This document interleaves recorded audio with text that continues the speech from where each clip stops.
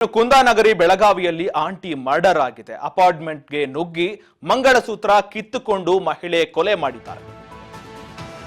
ಕುಂದಾನಗರಿ ಬೆಳಗಾವಿಯಲ್ಲಿ aunty murder ಆಗಿದೆ.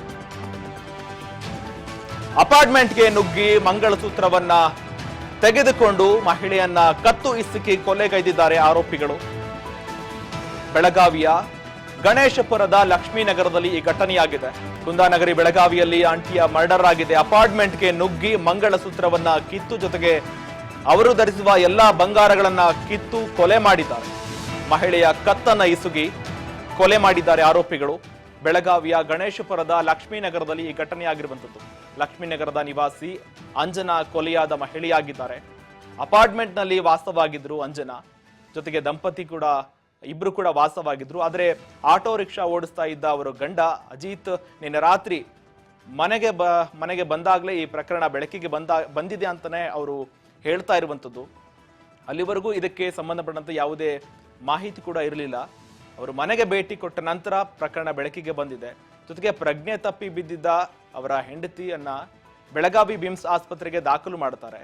ಜೊತೆಗೆ ಅಲ್ಲಿ ಮಂಗಳಸೂತ್ರ ಜೊತೆಗೆ ಕಿವಿಯೋಲೆ ಜೊತೆಗೆ ಕೈಯಲ್ಲಿ ಬಂಗಾರ ಉಂಗುರ ಎಲ್ಲವನ್ನು ಕೂಡ ಕದ್ದು ಕೊಲೆ ಮಾಡಿರುವ ಶಂಕೆ ಕೂಡ ವ್ಯಕ್ತವಾಗ್ತಾ ಇದೆ. ಜೊತೆಗೆ ಅನುಮಾನಾಸ್ಪದವಾಗಿ ವ್ಯಕ್ತಿಗಳನ್ನ ಕೂಡ ಅಲ್ಲಿರ್ತಕ್ಕಂಥ ಸ್ಥಳೀಯ ವ್ಯಕ್ತಿಗಳನ್ನು ಕೂಡ ಪೊಲೀಸರು ವಶಕ್ಕೆ ಪಡೆದಿದ್ದಾರೆ. ಕುಟುಂಬಸ್ಥರನ್ನ ಕೂಡ विचारणेಗೆ ಒಳಪಡಿಸ್ತಾ ಇದ್ದಾರೆ. पावणे 8 वाजता आलो, दरवाजेवर तर मरून पडलेली बघितलं. मी खाली गेलो, दोघांना ओरडत बायकांना जमावलो. नंतर डॉक्टरला बोलवलं. डॉक्टरने म्हणले शुगर लागून जावं म्हणून. मग आमचं जावयाचे गाडी घेऊन आले. पुणे धारा घेऊन गेलो दवाखान्याला.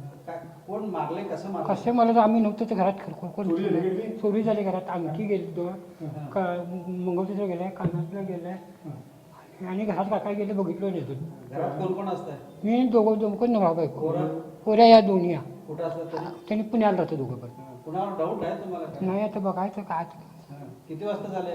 एवढा झाला माहिती नाही. मी पावण्याला वारलेले मी सकाळी 10:30ला गेलेलो.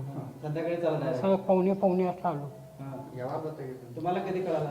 मी आल्यावर समजलं पावणे 8ला. मलाच आल्यानंतर बरडलो.